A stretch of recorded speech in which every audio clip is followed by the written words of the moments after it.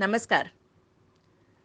स्वछंद प्रस्तुत कलायडोस्कोप माझे जीवन गाणे या अंतर्गत सृजन या मालिकेतील आपल्या दुसऱ्या उद्योजिका. मंडळी, प्लास्टिक सध्याच्या घरांमधील एक महत्त्वाचा घटक आहे. मग त्या ॲमेझॉनच्या बॅग्स असू देत, किराणा मालाच्या पिशव्या असू देत, किंवा आपल्या लाडक्या मॅगीचे किंवा लेसचे रॅपर्स का नसू देत. पण वापर झाल्यावर ह्याच पिशव्यांचे ओझं आपली पृथ्वी वागवत आहे हे कोणाच्या लक्षात येतंय का? ह्याचा दुष्परिणाम ओळखून पुण्याच्या अमिता देशपांडेंनी बघा काय मस्त बदल घडवून आणला आहे. आणि त्यांनी जादू केली आहे. आपल्या ह्याच वाया गेलेल्या रॅपर्समधून त्यांनी चक्क सूत काढून त्याच्या अतिशय उपयुक्त अशा घरगुती अनेक गोष्टी बनवल्या आहेत. आपल्या तरुण पिढीला मार्गदर्शक ठरेल असा हा व्हिडिओ, जिथे प्लास्टिक पिशव्यांपासून बनले सुंदर प्रोडक्ट्स. भेटूयात आजच्या भागात अमिता देशपांडे यांना आणि त्यांच्या चरखा इको सोशल ट्राईब ह्याच्याबद्दल जाणून घेऊयात. धन्यवाद. सृजनच्या नवीन एपिसोड मधनं आज आम्ही तुमच्या समोर एका नवीन उद्योजिकेला घेऊन येत आहोत आणि तिचं नाव आहे अमिता देशपांडे. नमस्कार अमिता, आमच्या या प्लॅटफॉर्मवर तुझं हार्दिक स्वागत आहे. नमस्कार. असं ऐकण्यात आलेलं आहे अमिता, की निसर्गाच्या एका रौद्र रूपाला तू बघितलंस आणि त्याच्यानंतर आरोहन या तुझ्या संस्थेची सुरुवात झाली, ज्याचं आज नाव चरखा इको सोशल ट्राईब असं आहे. तर सर्वात पहिला प्रश्न माझा असा आहे की इको सोशल ट्राईब याचा अर्थ काय? नमस्कार सगळ्यांना. रिचरखा इको सोशल ट्राईब हे जे नाव आहे ते खूप इंटरेस्टिंग आहे. सो त्यातला जसं तू विचारतेस तसा इको सोशल हा जो वर्ड आहे, हा जो शब्द आहे तो खूप महत्वाचा आहे. कारण की त्याच्यामध्ये जे काही मला काम सुरू करायचं होतं या कामामधनं, या कंपनीमधनं, या संस्थेमधनं, I would say social enterprise म्हणता येईल त्याला. तर त्याच्यातनं असं काम पाहिजे जे इको पण आहे आणि सोशल पण आहे. कारण मोस्ट ऑफ द टाइम्स जो काही बिझनेस असतो तो बिझनेस कायम इकॉनॉमी ड्रिव्हन असतो. पण जेव्हा आपण एखादा सोशल बिझनेस चालू करतो, सोशल एंटरप्राइज सुरू करतो, तेव्हा तो फक्त सोशल न असता एन्व्हायरमेंटशी पण जुडलेला असायला पाहिजे, हे मला खूप पहिल्यापासून वाटायचं. त्यामुळे त्याचं नाव आम्ही इको सोशल ठेवलं. आणि ट्राईब म्हणजे आपण सगळे एक ट्राईब आहोत. ट्राईब कसं एक कलेक्टिव्ह असतं. इको सोशल ट्राईब म्हणजे आपण सगळेजण, इन्क्लुडिंग आमची टीम, आमचे ट्रायबल्स, आमचे कस्टमर्स, सपोर्टर्स सगळे मिळून ही एक इको सोशल ट्राईब आहे. म्हणून आम्ही त्याचं नाव रिचरखा, जे चरख्याला पण पुन्हा वापरतोय म्हणून रिचरखा, आणि रिचरखा द इको सोशल ट्राईब असं त्याचं नाव आम्ही ठेवलंय. Very interesting. आणि त्याचबरोबर आता आमच्या श्रोत्यांना अमिता सांगशील का की नक्की चरखा करते काय? रिचरखा तुमच्या प्लास्टिक वेस्ट ना अपसायकल करते. हे जे काही आपलं सगळं प्लास्टिक वेस्ट असतं,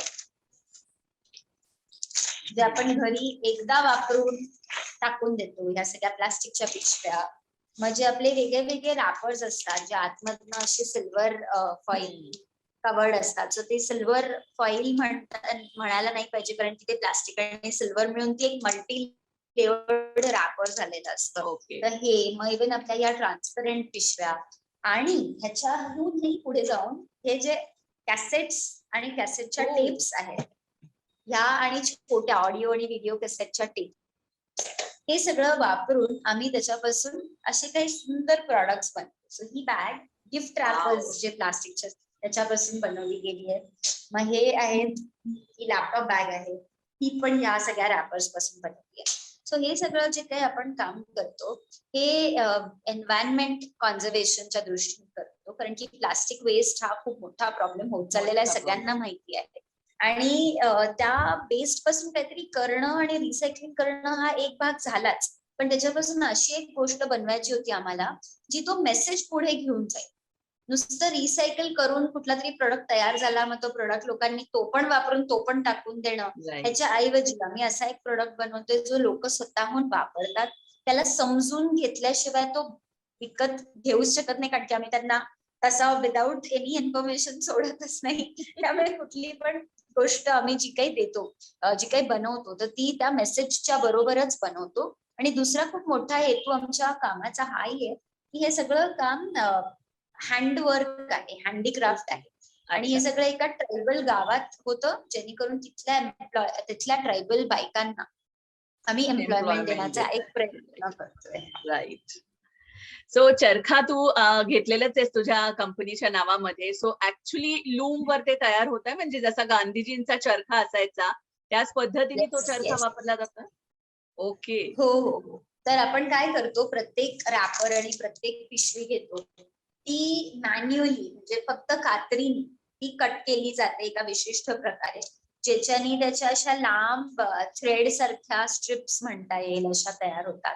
आणि मग चरखा जो साधा सायकल चरखा, गांधीजी राईट. चरखा जे आपण म्हणतो, त्याच्यावरती त्याचे रीळ बनवले जातात. आणि ते रीळ मग आम्ही हँडलूम वरती विणतो. आणि हँडलूम वरती मग कापड तयार होतं, ज्या कापडापासून मग आम्ही निरनिराळे प्रॉडक्ट्स तयार करतो. सो प्रोडक्ट त्यामुळे तयार. खरंच चरखा वापरला जातो या सगळ्या सो म्हणजे प्रक्रियेत. इलेक्ट्रिसिटीची पण भरपूर बचत आहे, त्यामुळे ऍक्च्युली इकोलॉजिकल प्रोजेक्ट आहे. आणि totally sustain project. since one of your main intentions was also employment generation, रोजगार निर्माण करणं, so why did you choose the tribal people? तसे तर आपल्या इथे पण मागासवर्गीय लोक आहेत ज्यांना उद्योगाची गरज आहे सध्या. सो why the बरोबर आहे. tribals? सो एक 2-3 कारण आहेत याला. एक तर असं की मला शहरामध्ये काही सुरू करायचं नव्हतं.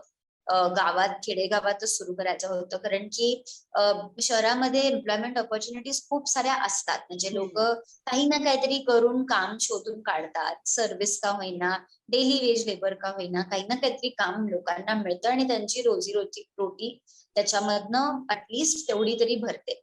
पण बरोबर. गावांमध्ये दुसरा सोर्स ऑफ लाईव्हलीहूडच नसल्यामुळे, जर तिथे शेती नाही होत नसेल होत किंवा शेती फक्त 4-5च महिने होत असेल, तर ती लोक मग शहराकडे वळतात आणि शहराकडे स्थलांतर करतात. आणि त्याच्यातनं त्यांचं स्वतःचं आणि त्यांच्या परिवाराचं खूप नुकसान होतं. हम्म. आणि अशी गावं उद्ध्वस्त होतात टोटल, ज्यांनी हे सगळे यंगस्टर्स शहराकडे वळल्यामुळे अशी गावं पण पूर्णपणे आपल्याला माहितीये रिकामी पडलेली आहेत. आणि दुसरं कारण असंही होतं की जितकं आपण एम्प्लॉयमेंट डिसेंट्रलाइज्ड ठेवू, तितकी डिसेंट्रलाइज डेव्हलपमेंट आपल्या देशाची होईल, असा एक माझ्या डोक्यात कायम कल्पना होती.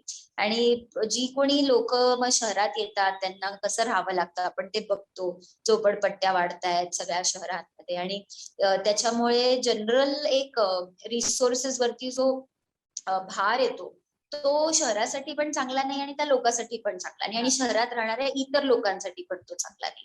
त्यामुळे जर ती लोक तिथेच राहिली, जिथे त्यांचं घर आहे, जिथे त्यांचे रूट्स आहेत, मुळं आहेत, तर तिथेच त्यांनी राहिलं तर त्यांच्यासाठी उलट ते खूप जास्त छान असतं. ते खूप हेल्दी राहतात, निरोगी राहतात. सो असा एक त्याच्या मागचा हेतू होता. आणि हे आपल्याला आता मागच्या वर्षीच्या पॅन्डेमिकमुळे जे लॉकडाऊन झालं, तेव्हाही आपल्याला खूप स्टार्कली सगळ्यांना दिसून आलं की सगळ्या लोकांना आपल्या गावाकडे परत जायचं होतं आणि ते जाऊच बरोबर. शकत नव्हते. सो बरोबर. इन्स्टेड जर ते तिथेच असले असते, जसं आमच्या टीम बरोबर झालं, लॉकडाऊन झाला पण आमच्या टीमला काही प्रॉब्लेम झाला नाही कारण की ते गावातच होते. त्यामुळे त्यांना तिथेच त्यांच्या त्यांच्या घरीच थांबता आलं, थोडंफार काम पण करता आलं घरच्या घरी बसून. आणि त्यांना काहीच प्रॉब्लेम आले नाहीत, आजार पण आली नाही. तर तो एक ऍडव्हान्टेज होता. आणि दुसरं असं की हे जे गाव आहे दादरा नगर हवेली मधलं, जिथे आता आम्ही काम करतो, तर ते माझ्या होम टाउन पासून खूपच जवळ आहे. सो मी दादरा नगर हवेली मध्ये सिल्वासा नावाचं जे गाव आहे तिथे मी मोठी तिथे झालेस. शाळेत होते आणि मोठी तिथे झाले.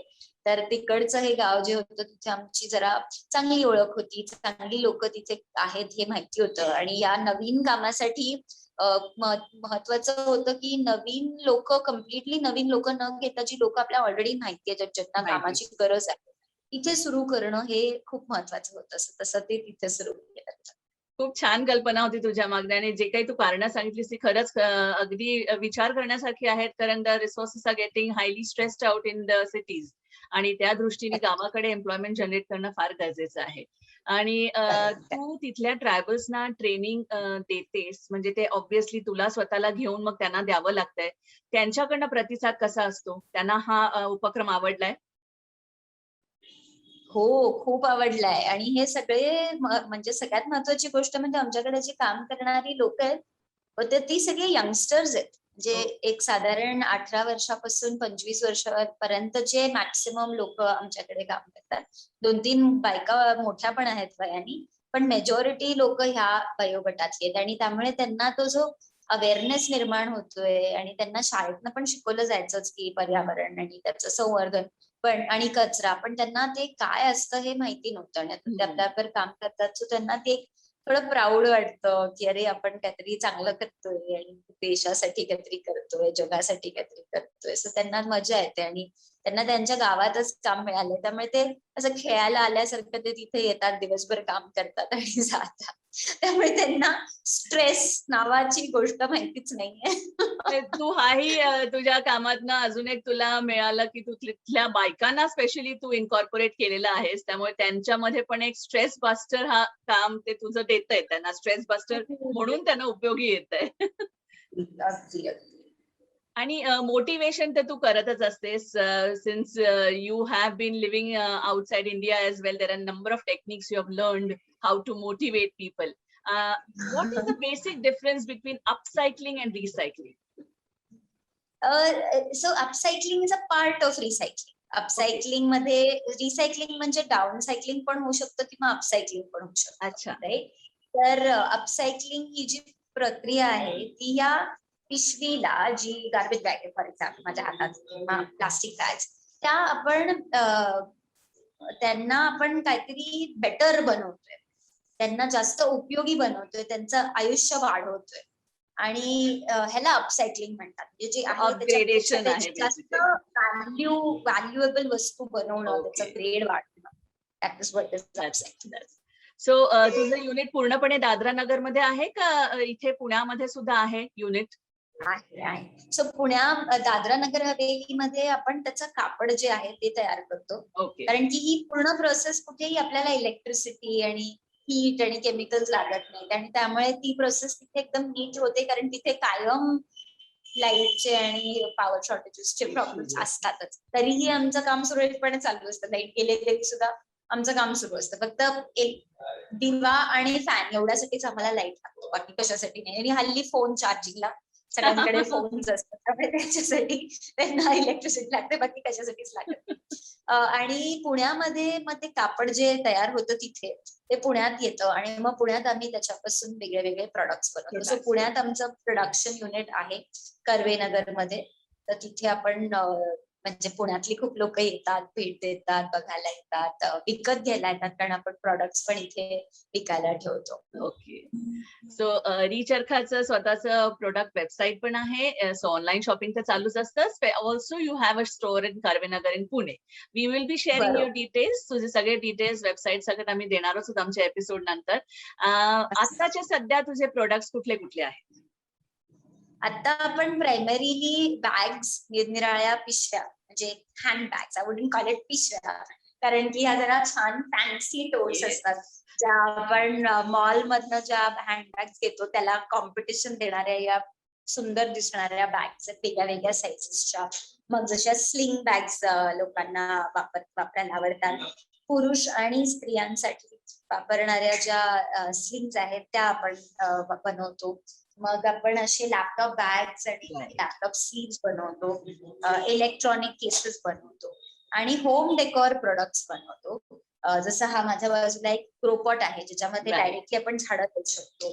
मग कुशन कव्हर्स आहेत आणि बऱ्याच टाईपच्या स्टोरेज बास्केट्स आहेत, लॉन्ड्री बास्केट्स आहेत. सो असे आपण घरात वापरणाऱ्या वस्तू पण यातनं बनवतो. सो लहान आणि मोठ्या सगळ्यांसाठी लागणाऱ्या वस्तू आपण तयार करतो आणि पुरुष आणि स्त्रिया आणि सगळे जेंडर्स कव्हर होण्यासाठी पण आपले प्रोडक्ट्स एकदमच युजफुल आहेत.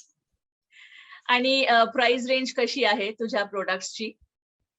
प्राइस रेंज आमची 300 रुपयापासून 3000 रुपयापर्यंत आहे. वेगळे वेगळे प्रॉडक्ट्स आम्ही त्या रेंज मध्ये बनवतो. सगळं पूर्ण हँडमेड असल्यामुळे, हातमागाने बनवलेलं असल्यामुळे हे एक हँडीक्राफ्ट मध्ये मोडलं जातं. त्यामुळे ही जी प्राइस आहे ती आपण लोकांच्या एफर्ट्स साठी पे करतोय. मशीन मेड प्रॉडक्ट नाहीये. त्यामुळे प्रत्येक दिवसाला असे हजार प्रॉडक्ट्स बनवण्यापेक्षा हे सगळे प्रोडक्ट्स हाताने बनवले जातात. एक एक प्रोडक्ट बनवायला आपण मॅन्युअल लेबर ह्या कामात म्हणजे युनिटमध्ये मोजतो. तर साधारण 1 ते 2 दिवस प्रत्येक प्रोडक्ट बनवायला लागतो. जसं ही बॅग, जर लॅपटॉप बॅग आपण बघितली तर ही लॅपटॉप बॅग बनवायला 1 to 1.5 man days of labor is being utilized. आणि that is what you are paying the money for. So there is no profit margin as such in this whole. And ग्राहकांचा प्रतिसाद कसा मिळतोय तुला? आता recently पण तुझा एक एक्झिबिशन मध्ये स्टोर होता and which I guess had a wonderful response. So जागरूकता सुरुवातीला जसं तुला जशी जागरूकता हवी होती कन्झ्युमर्स मध्ये ती मिळतीये का? ती आता मिळायला लागली असं म्हणायला हरकत नाही. कारण सुरुवातीला आम्हाला खूप जास्त एफर्ट घ्यायला लागत होता लोकांना समजवून सांगण्यात की हे कसं बनवलंय, आपण का बनवतो आणि हे का विकत घ्यावं, हे सगळं आम्हाला सुरुवातीला सगळं लोकांना सांगायला लागायचं. खूप लोक तेव्हा पण अवेअर होते. म्हणजे आता 6 वर्ष झाले आम्ही हे करतोय, तर आता लोकांपर्यंत हा मेसेज पोहोचला आहे सोशल मीडियाच्या थ्रू, आणि बरेच आम्ही पण उपक्रम करतो त्याच्या थ्रू खूप लोकांपर्यंत हा मेसेज पोहोचलाय. त्यामुळे आता लोक खूप जागरूक झाली आहेत. लोक आपणहून येतात, अप्रिशिएट करतात, आपल्याला मदत करायच्या हेतूनी पण, आणि प्लस त्यांना माहिती की ते स्वतःची मदत करतायत. ठीक आहे, ते दुसऱ्यांची मदत नाही करत आहेत, ही त्यांची पृथ्वी आणि त्यांनी त्यांची पृथ्वी संवर्धन करायला थोडा तरी हातभार लावला पाहिजे. आणि आमचं असं म्हणणं नाहीये की तुम्ही प्लास्टिक वापरत राहा आणि आम्ही रिसायकलिंग करत राहू, अपसायकलिंग करत राहू. आम्ही म्हणतो उलट तुम्ही आम्हाला एक बॅग घेऊन तेवढा सपोर्ट करा, कारण की ते फंड सगळे अवेअरनेस जनरेशन मध्ये जाणार आहेत. आणि तो अवेअरनेस जनरेशन ह्या बाबतीत आहे की तुम्ही कसं तुमचं आयुष्य प्लास्टिक फ्री करू शकता. म्हणजे आपल्या घरात प्लास्टिक येऊच नाही, डिस्पोजेबल प्लास्टिक येऊच नाही, ह्याच्या मागे आमची वाटचाल आहे. आणि त्याच्यात आम्ही सगळे ते एफर्ट्स देतोय की आपण आपलं जीवनच डिस्पोजेबल प्लास्टिक फ्री कसं बनवू शकतो. Can you give me a little insight about आजच्या हे जे काही आपल्या सगळ्या ग्राहकांना प्लास्टिकचं पुढे जाऊन काय होतं हे माहित असलं तरी त्याच्यातनं निसर्गाला काय हानी पोचते ते जरा आम्हाला थोडक्यात सांगू शकशील? टोटली. सो काही खूप इम्पॉर्टंट नंबर्स आहेत. सो एका मिनिटाला जगभरात 10 मिलियन प्लास्टिक बॅग्स वापरल्या जातात. प्लास्टिक बॅग्स आणि रॅपर्स. तर हा जो आकडा आहे एका मिनिटामध्ये एवढं, तर जस्ट इमॅजिन करा दिवसात किती वर्षाला, राईट. आणि एक प्लास्टिकची पिशवी म्हणजे इतर हे असो किंवा रॅपर असो, ती कुजायला म्हणजे त्याचं डिग्रेडेशन व्हायला असं म्हणलं जातं, कारण की खरा नंबर माहितीच नाहीये, कारण प्लास्टिक येऊनच तितके वर्ष नाही झालेले, पण साधारण 200 ते 1000 वर्ष लागतात हे प्लास्टिक कुजायला. तर 10 मिलियन पर मिनिट म्हणजे दिवसाला आणि वर्षाला किती येतात ते कॅल्क्युलेशन मी पण करण्याच्या मागेच पडले नाही, कारण की तो पॉइंटच नाहीये. तो आकडा शोधून काढण्याच नॉट द पॉइंट. एवढं कळतं की हे खूप आहे आणि आपल्याला जस्ट कसं कमी करायचं ह्याच्या मागे लागलं पाहिजे. कारण की त्याच्यामुळे प्रॉब्लेम असा होतो, एकतर हे कुजत नाही म्हणून ती जागा ते खूप व्यापून ठेवतं. मग ते बर्न केलं जातं म्हणजे जाळलं जातं किंवा त्याला आग लागते. त्याच्यातनं जे प्रदूषण होतं ते कार्सिनोजेनिक असतं, म्हणजे ज्यांनी कॅन्सर कॉझिंग फ्युम्स या सगळ्याकडे पृथ्वीभर पसरल्या जातात. आपण तो श्वास घेतो आणि आपल्याला त्याची हानी होऊ शकते. दुसरं म्हणजे प्लास्टिक खूप लाईट वेट आहे. त्यामुळे थोडस जरी वारं आलं, थोडस जरी पाणी आलं, त्याच्यानं ते वाहून जातं. आणि 70% of our planet is water. पाणी आहे, मोर देन 71%. तर 71% पाणी असल्यामुळे आपोआप हे प्लास्टिक मॅक्सिमम पाण्यातच जातं. नद्यांमधनं समुद्रात. एकदा ते समुद्रात गेलं किंवा पाण्यात नदीत सुद्धा गेलं तर ते क्लीन करता येऊ शकतं का? नाही, इम्पॉसिबल होऊन जातं ते. तर हे आपण जर लक्षात धरलं की आपण आपलं प्लास्टिक वापरल्यामुळे हे सगळं होत आहे, कारण की खूप कमी प्रमाणात प्लास्टिक रिसायकलिंग होतं. आणि एस्पेशली ह्या पिशव्या आणि रॅपर्स हे खूप कमी प्रमाणात रिसायकल होतं, कारण की हे रिसायकलेबलच नाही, हे रिसायकलेबल नाही. आणि ज्या पिशव्या आहेत, कॅरी बॅग्स आहेत, तर त्या इतक्या पातळ आणि लाईट वेट आहेत की ते रिसायकलिंग करण्यासाठी रिसायकलर्सना काही इन्सेंटिव्हच नाही. किंवा जे आपले कचरा वेचणारी लोक असतात त्यांना त्याच्यात काही इन्सेंटिव्हच नाही. 1 किलो प्लास्टिक त्यांनी गोळा केलं आणि विकायला गेले तर त्यांना त्याचे 3 ते 5 रुपये मिळतात. आणि 1 किलो प्लास्टिकच्या पिशव्या म्हणजे किती झाल्या, किती एफर्ट झाला. सो ह्या सगळ्या प्रोसेसमध्ये हे प्लास्टिक रिसायकल होत नाही. त्यामुळे तुम्ही पण जेव्हा कुठे प्रवास करत असता किंवा कचऱ्यात बघता, त्यामुळे तुम्हाला बॉटल्स वगैरे जास्त दिसत नाही, तुम्हाला ह्या पिशव्या आणि रॅपर्स जास्त दिसतात, कारण they are the ones do not get recycled easily.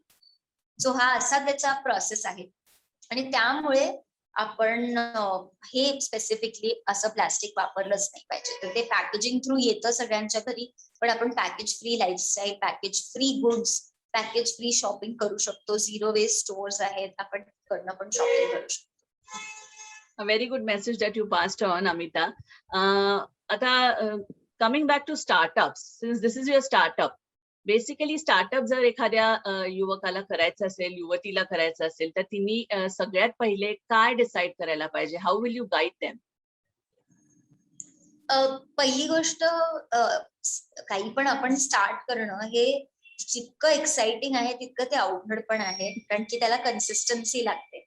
आपण एकदम जोशामध्ये काहीतरी सुरू करतो आणि मग आपल्याला रिअलाइज होतं की नाही आपल्याला झेपणार, आणि मग आपण ते बंद करतो. मग परत काहीतरी वेगळं सुरू करायचा प्रयत्न करतो. मग तिसरं, मग चौथं, असं करत करत खूप लोक तो त्यांचा प्रेशियस वेळ घालवतात.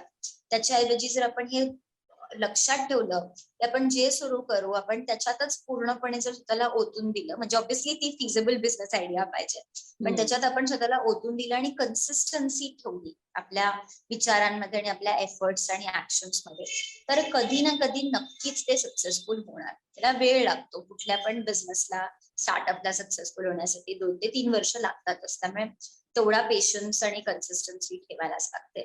दुसरा खूप मोठा मी मेसेज देऊ इच्छित आहे की आता ह्या जगात इतक्या वेगळ्या वेगळ्या टाईपचे प्रॉब्लेम्स आहेत. तर जे काही आपण बिझनेस सुरू करू तो प्रॉब्लेम सॉल्व्ह करण्यासाठी आपण हा बिझनेस सुरू करायला पाहिजे, ना की काहीतरी जे ऑलरेडी प्रॉब्लेमॅटिक आहे ते बनवण्यासाठी प्रॉब्लेम नाही क्रिएट नाही केला पाहिजे. सो फॉर एक्झाम्पल एक मी उदाहरण देते की कोणी काही लोकांना खूप फूड प्रोडक्ट्स बनवण्याची इच्छा असते आणि इंटरेस्ट असतो, पण जेव्हा आपण फूड प्रोडक्ट्स बनवतो तर त्या फूड प्रोडक्ट्स मग पॅकेजिंग कशात करणार? बरोबर. आणि मग बरेचसे लोक ते पॅकेजिंग हे मल्टी लेअर रॅपर्सच वापरतात, जे रिसायकलिंगला अवघड आहेत आणि नाहीच रिसायकलच होऊ नाही शकत. सो मग हा बिझनेस सस्टेनेबल नाहीये. तुम्ही एक चालू करताय पण दुसरं तिथे आपण पर्यावरणाचा आणि सोसायटीचा हार्म करतोय. सो आपण काही पण सुरू करताना हा इको सोशल ऍस्पेक्ट ठेवलाच पाहिजे डोक्यात. तर ते काय फक्त आम्ही करतोय म्हणून मी नाही सांगत आहे, पण ही प्रत्येक माणसाने इको सोशल ऍस्पेक्ट ठेवला पाहिजे in what ever they start. मग ती खरंच सक्सेसफुल होईल, कारण सस्टेनेबल बिझनेसचे 3 भाग असतात, 3 पिलर्स असतात. एक आहे एन्व्हायरमेंट, एक आहे सोसायटी, आणि थर्ड इज इकॉनॉमी. म्हणजे इकॉनॉमिक सस्टेनेबिलिटीसाठी एन्व्हायरमेंट आणि सोशल जबाबदारी खूप इम्पॉर्टंट आहे. आणि आता मोठ्या मोठ्या कंपनीजना पण हे कळतंय. त्यामुळे इट इज व्हेरी इम्पॉर्टंट की आपण स्टार्टच बरोबर केलं तर आपल्या नंतर चेंज करणं खूप इझी जातं. आणि finances which is one of the basic aspects of startup or any business, तर ते आपण आपल्याला अशा काही स्टार्टअप बिझनेससाठी फायनान्सेस उभे करायला कोणी मदत करतं का? असं काही सरकारी यंत्रणा आहे का? और how did you manage the finances? So सरकारी यंत्रणा आहेत, सरकार पण काही ना काहीतरी ग्रांट्स आणि मदती आणि लोन्स देत असतं. आम्ही स्वतः इन्व्हेस्ट केलं. आम्ही गव्हर्नमेंटकडनं फंडिंग नाही घेतलं, कारण की बेसिकली तेवढा वेळच नव्हता अप्लिकेशन करायला, आणि त्याच्या मागे जरा थोडंसं फॉलोअप्स वगैरे करायला लागतात. सो ते सगळं करण्यासाठी आपल्याकडे वेळच नव्हता. आमची टीम खूप छोटी आहे, त्यामुळे आम्ही सुरुवातीला थोडे पैसे स्वतःच इन्व्हेस्ट केले, आणि मग आम्ही असं एन्श्योर केलं की मग त्याच पैशातनं वाढवत अजून इन्व्हेस्टमेंट करत गेलो. सो त्यातनं काढलं नाही ते. सो सेल्फ प्रॉफिटसाठी काही काम केलं नाही, ते सगळं परत त्या ह्याला वाढवण्यासाठी, त्या एफर्टला आणि इनिशिएटिव्हला वाढवण्यासाठी केलं, आणि घरच्यांनी भरपूर मदत केली. सो तो एक ऍडव्हान्टेज होता. Last but not the least, R&D चालूच आहे, नवीन नवीन प्रोडक्ट्स येतातच आहेत. So what are the other products that you are planning in future, if you can reveal them a little bit? काही सिक्रेट प्रोडक्ट्स आहेत, ते मी डेफिनेटली आता नाही सांगणार, तर ते येतील. पण गंमतशीर प्रोडक्ट्स आहेत, लहान मुलांसाठी काही प्रोडक्ट्स येणार आहेत, तर ते आम्ही या एका महिन्याभरात रिलीज करणार आहोत. पण आमचा आता फोकस असा पण आहे की काय काय दुसऱ्या टाईपचं वेस्ट आपण ह्याच्यात कसं वापरू शकतो, आणि काय काय अजून अपसायकल करता येऊ शकतं का, ह्याच्या मागे आम्ही थोडंसं काम आता R&D करत आहोत. It was very lovely talking to you. कारण इतक्या छान गोष्टी तू सांगितल्यास आणि म्हणजे रॅपर वापरायला नाही पाहिजे हेही तू एक मेसेज आम्हाला पास ऑन केलेला आहेस. असं नाही की अमिता देशपांडे अपसायकल करते तर आपण वापरत सुटायचं. कारण एक्झॅक्टली ते अपसायकल होत आहे म्हणून त्याचा गैरवापर करणं हेही चुकीचंच आहे. आणि भविष्यामध्ये तुझे अजून विस्ताराची इच्छा आहे का? लाईक कोणाला जर हा तुझ्याकडनं शिकून अजून वाढवायचा असेल, तर तशी तुझी तयारी आहे का? आम्ही तशी तयारी करतोय आता, कारण खूप आम्हाला डिमांड येतेय याबद्दल. पण लोकांनी हे समजून चाललं पाहिजे की हे नुसतं प्रोडक्शन वाढवणं हा हेतू नसला पाहिजे. आपल्याला मार्केट वाढवणं जास्त महत्वाचं आहे. कारण की नुसते आपण प्रोडक्ट्स बनवून काहीच सस्टेनेबल नाही. बिझनेस चालू करणार नाही. मग आधी आपल्याला एफर्ट द्यायला पाहिजेत मार्केट वाढवण्यासाठी. सो जे कोणी इंटरेस्टेड असतील ते आधी आम्हाला मार्केट डेव्हलपमेंटसाठी मदत करा. Please join us in expanding the market. इंडियात बाहेरच्या देशांमध्ये सुद्धा आपण हे मार्केट एक्सपॅन्ड करू शकतो. मग आपण प्रोडक्शन एक्सपॅन्ड करू. कारण नाहीतर ज्या लोकांना आपण ट्रेनिंग देऊन त्यांना काहीच काम मिळालं नाही तर तो बिझनेस पूर्णपणे लॉस मेकिंग होऊन जाईल. Yes, that's absolutely true. खूप छान मेसेजेस आमच्या सगळ्या श्रोत्यांना तू दिलेले आहेस. तुझे सगळे प्रोडक्ट्स आम्ही आमच्या इथे वेबसाईट आणि ऍड्रेस तर देणारच आहोत. आणि भविष्यात सुद्धा तुझा हा असा उपक्रम वाढीस राहो असं म्हणण्यात अर्थ नाहीये, पण तुझ्या अजून नवीन नवीन कल्पना तुझ्या मनात येत राहो आणि वेगळ्या वेगळ्या पद्धतीने तू निसर्ग संवर्धन करत राहो. आमचं नेहमीच तुला संपूर्ण सपोर्ट असणार आहे. It was absolutely nice talking to you and hope to see you soon. Thank you so much. Thank you, Amita.